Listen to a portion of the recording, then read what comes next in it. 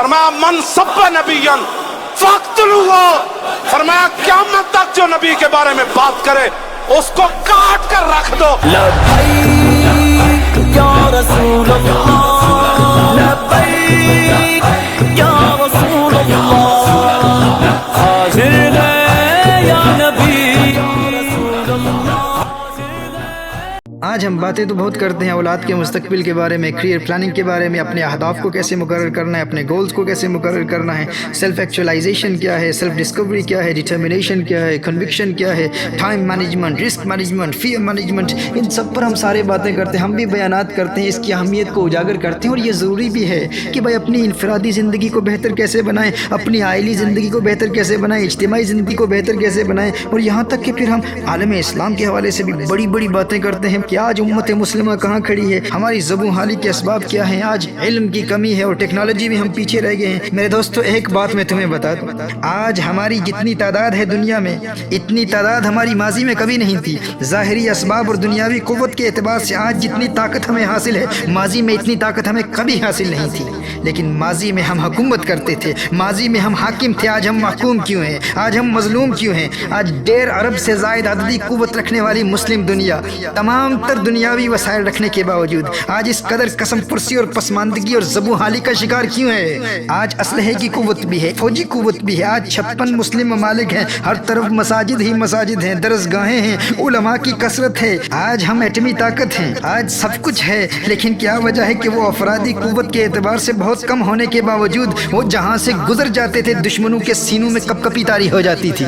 और हम जहाँ से गुजरते हैं दुनिया हमें देखकर हंसती है, हमारा तमस्खुर उड़ाती है, हमारी तहकीर और तजलील की जाती है। आखिर इसकी वजह क्या है?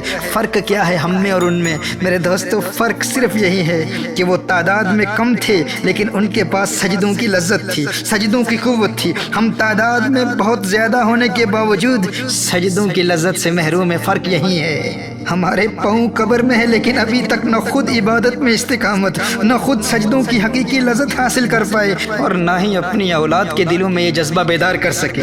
माजी में तादाद में बहुत कम थे लेकिन आखिर वो कौन सी रूहानी क़ुव्वत थी जो हमें तोपों से लड़ा दिया करती थी? थे हम ये एक तेरे मार का आराओं में, खुशकियों में कभी लड़ते कभी दरियाओं में, दी आज़ाने कभी यूरोप के कलीसाओं में, कभी अफ्रीका के तपते हुए सहराओं में। शान आंखों में न जचती थी जहांदारों की, कलमा पढ़ते थे हम छाँव में तलवारों की। हम जो जीते थे तो जंगों की मुसीबत के लिए और मरते थे तेरे नाम की अजमत के लिए। थी न कुछ तेगज़नी अपनी हुकूमत के लिए, सरबकफ फिरते थे क्या दहर में दौलत के लिए। टल न सकते थे अगर जंग में अड़ जाते थे, पाँव शेरों के भी मैदान से उखड़ जाते थे। तुझसे सरकश हुआ कोई तो बिगड़ जाते थे, तेग क्या है हम तोप से लड़ जाते थे। नक्श तौहीद का हर दिल पे बिठाया हमने, ज़ेरे खंजर भी ये पैगाम सुनाया हमने। सफाए दहर से बातिल को मिटाया हमने, नौए इंसानी को गुलामी से छुड़ाया हमने। तेरे काबे को जबीनों में बसाया हमने, तेरे कुरान को सीनों से लगाया हमने। बनी अगयार की अब चाहने वाली दुनिया, रह गई अपने लिए एक ख्याली दुनिया। हम तो रुखसत हुए और उन्हें संभाली दुनिया, फिर न कहना हुई तौहीद से खाली दुनिया। तेरी महफिल भी गई, चाहने वाले भी गए, शब की आहें भी गई, सुबह के नाले भी गए। दिल तुझे दे भी गए, अपना सिला ले भी गए। आके बैठे भी न थे और निकाले भी गए, आके बैठे भी न थे और निकाले भी गए। लुत्फ मरने में है बाकी ना मज़ा जीने में, कुछ मज़ा है तो यही खून जिगर पीने में। कितने बेताब हैं जौहर मेरे आईने में, किस कदर जलवे तड़पते हैं मेरे सीने में। इस गुलिस्तान में मगर देखने वाले ही नहीं, दाग जो सीने में रखते हूँ वो लाले ही नहीं। किसकी हैबत से सनम सहमे हुए रहते थे, मुंह के बल गिर के हुवल्लाहु अहद कहते थे।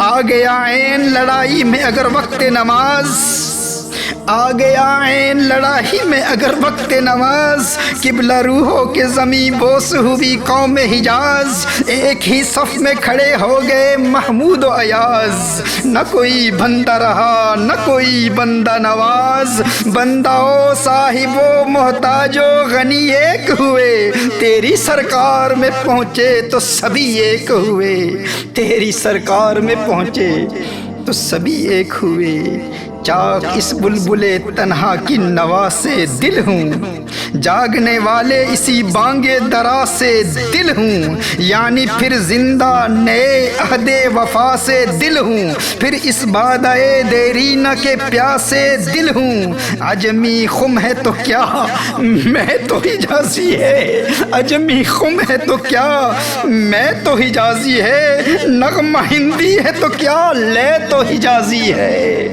نغمہ ہندی ہے تو کیا لے تو حجازی ہے۔ آج پوری دنیا کے مسلمانوں پر جو ظلم و تشدد ہو رہا ہے، ہماری ناکامی کا سبب کیا ہے اور ان کی فتح و کامرانی کا راز کیا تھا؟ وہ تعداد میں کم تھے لیکن پھر بھی دنیا میں چھائے ہوئے تھے۔ آخر کیوں؟ اس لیے کہ انہیں سجدوں کی لذت حاصل تھی۔ وہ 313 تھے لیکن جنگ کے میدان میں سجدے میں گر کر رب کو پکارتے تھے۔ وہ خلاق کائنات کی بارگاہ میں اپنی جبین نیاز خاک آلود کرنے کی لذت حاصل کرتے تھے، اپنے جسم کے 8 اعضاء کو زمین پر بچھا کر اپنی ناک اور پیشانی کو زمین پر رگڑتے ہوئے انتہائی عاجزی، تذلل، تضرع اور خشوع و خضوع کے ساتھ اپنی کمزوری اور اپنے ادنا ہونے کا اعتراف کرتے ہوئے سبحان ربی الاعلیٰ کے ترانے الاپتے، تمام جہانوں کے رب کی عظمتوں کا اعلان کرتے، تو یہ حضوری قلب والا سجدہ ایسے اللہ کے پیاروں کو معرفت حق کی منزلوں تک پہنچا دیا کرتا تھا۔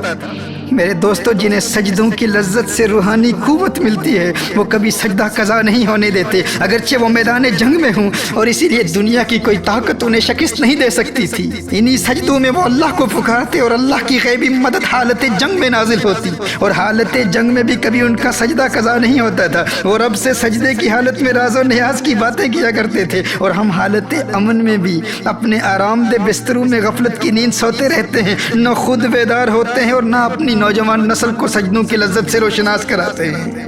اگر آج تمام مسلم دنیا سجدے میں گر کر اس رب کو پکارے تو رب کعبہ کی قسم انقلاب آ جائے۔ کم از کم مجھے سننے والے تو آج دل سے پختہ ارادہ کریں کہ آج کے بعد ہماری کوئی نماز قضا نہیں ہوگی، اور نماز کی روحانیت تک رسائی حاصل کریں گے، اور سجدوں کی لذت خود بھی حاصل کریں گے، اور اپنی نوجوان نسل کو بھی عبادت کی لذت سے آشنا کرا کے حقیقی کامیابی کے اسباق پڑھائیں گے۔